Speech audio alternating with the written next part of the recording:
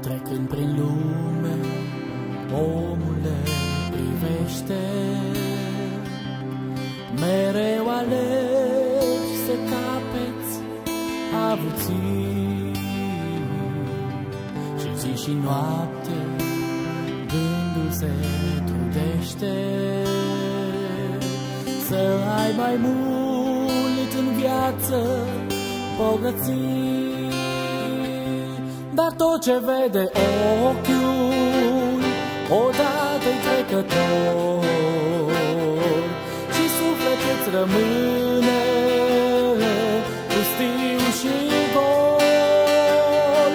Deci viața după moarte e a celor ce și-au strâns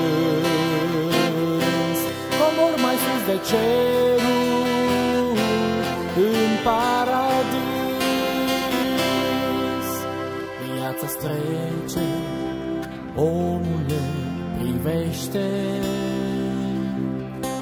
erai copil frumos, trăgător, ai fost și tânăr, plin de sentimente.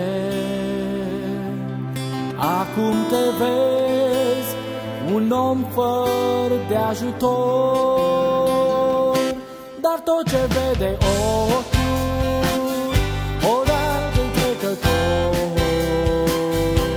și sufletul îți rămâne pustiu și gol. Căci viața după moarte e a celor ce și-au strâns comori mai sus de ceruri în paradis.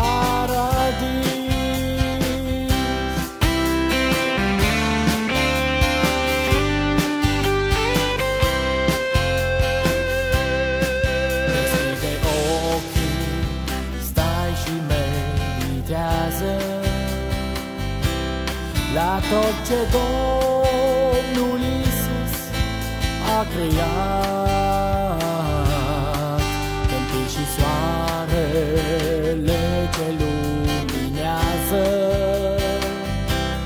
ca tu să crezi în El cu adevărat.